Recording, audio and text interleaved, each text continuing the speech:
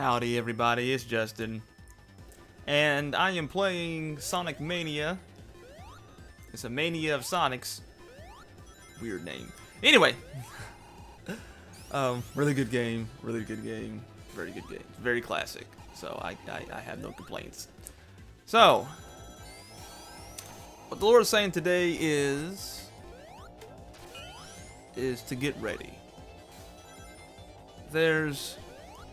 I don't know, there's just been something weird going on. I don't want to say weird, but there's something going on in the spirit that it's like believers are really getting in tune with something and that God's preparing us for something. And it's these big transitions. I mean, there's so many transitions happening right now, it's just kind of hard to keep up with, myself included. So, man, it's exciting and it's challenging in a lot of ways, and but there's something he's saying to get ready for. And there was something that we were studying in Bible study today, and it was talking about how Moses, not Moses, sorry, Abraham.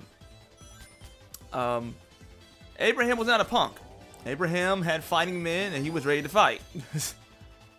And it wasn't a thing where, where he wanted to, but at the same time, he had the option to be that way.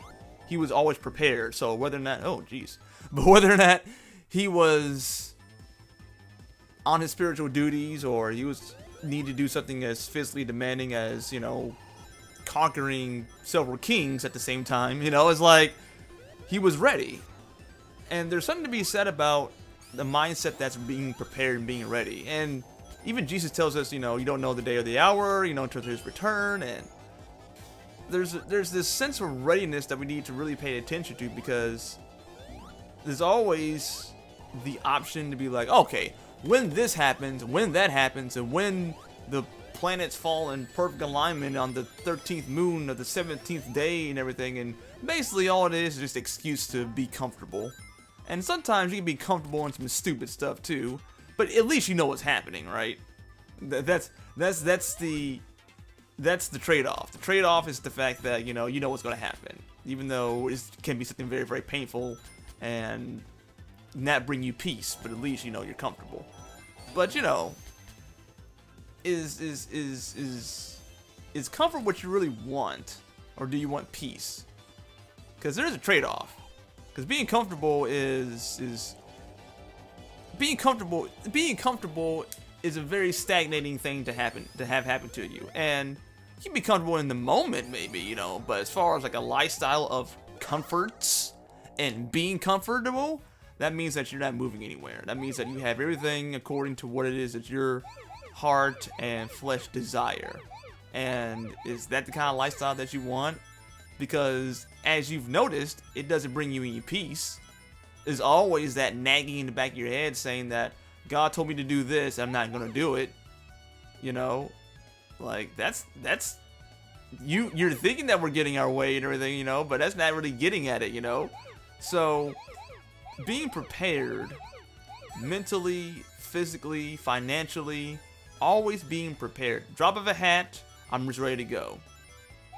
It's kind of like having templates. Like, for example, when I do this show, I have a template. I have a template where I have saved what I need in order to just hit the record button and go, basically.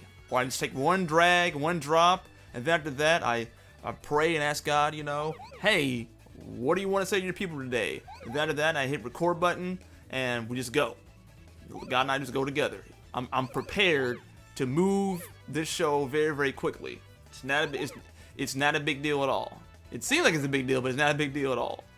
So, or I have maybe a whole series of videos lined up in terms of how many episodes, how much footage that I have just kind of, on hold. So I can have a ton of different footage just available, ready to go at any point in time. No big deal. Yeah, you did it. So, that is being prepared. And I think that a lot of times in life, we don't prepare ourselves for a lot of times anything. Because, I don't know, we're kind of used to being... So another thing about comfort is that you can be comfortable with not preparing. Like, you can be comfortable, like, well, I'm always going to be broke and messed up and everything, you know. So you be comfortable in that kind of attitude, so you don't plan anything, so therefore nothing ever gets better, and then you sit there and blame God about what's going on. It's like, well, is there preparation? So, it's... okay, I keep on getting squished today. Good grief. Is it really something to where we want to hang our hats on in terms of being prepared? This is not, because at the same time, again, you just don't have peace. You just don't have peace. So God's encouragement to us is to be prepared, physically, mentally, emotionally, just being prepared. I'm not saying that you have to be perfect, but if there's a shift that happens, if the Lord were to come back tonight, where would we be at? There was this. If you're a preterist or not, I guess it's not really relevant to the point. A preterist is someone that believes that a lot of the prophecies that Jesus was talking about has already happened. But in any case, there is a portion what Jesus is talking about, whether I believe that it happened or not. There's a portion where Jesus is saying that, you know, basically be prepared, because when the there's going to be a person who's the abomination of desecration, or I think that's what the word is. But this guy's going to be in this temple, and when you see that, you need to go. You need to be prepared to go. Same thing with the people who were in Moses' day. When they got the revelation, he's like, you need to be prepared to leave and to act quickly. You need to be prepared. So I encourage you guys to have your stuff in order, have it prepared to when God tells you to move. That was pitiful. When God tells you to move, you can quickly move. So that means that whatever it is that you need to do, you already have it settled in your mind and in your heart, and that you can do this. So let's encourage you guys, get yourself prepared. Get yourself prepared. And how do I do that? But how do I get myself prepared? Really, truly, I don't know. I do not know what you need to prepare, but I do know this, that God has given us messages, has told us to be prepared in some way, shape, or form. So the best thing to do is to actually just yield to that voice in terms of what is God saying and how do I prepare myself. What has he been saying to me? What has he been doing with me? What has he always been? What's something to where I've always been good at, or what is it that, you know, I'm always, you know, kind of restless about that have yet to do that he's been telling me to do for a long time? That's your hint right there. That's just a simple act of obedience in which you can possibly have more revelation that will lead itself to further things about what it is that you need to prepare for. So it's going to be a personal journey for each and every one of us, but there's some things he's told us about how to be prepared, and so you need to go ahead and knuckle down and yield to that. So, but anyway, guys, that's going to be my time this time around. I'm going to make this short because my other ones have been like 22 minutes, you know, stuff like that, you know. So I want to keep this in short and sweet. And the Lord has given me release to go ahead and do that too. So yay! But anyway, guys, that's my time.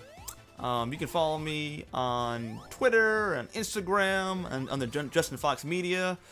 And also, you can look at some other ways to support me in the description below in terms of Patreon, on Justin Fox Media as well. And all that information is going to be in the description below.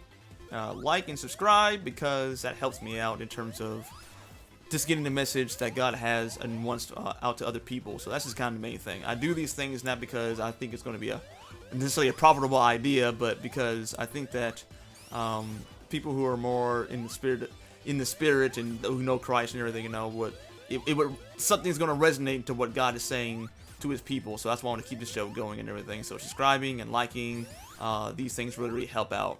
Because if I were going to do a profitable idea, it probably wouldn't be necessarily preaching on top of video game stuff. So I don't know, man. I'm just doing it out of obedience and out of something that I think that God wants someone to communicate with in the gaming area. So, but anyway, guys, that's my time. Loves and hugs, and I will see you next time. Bye bye.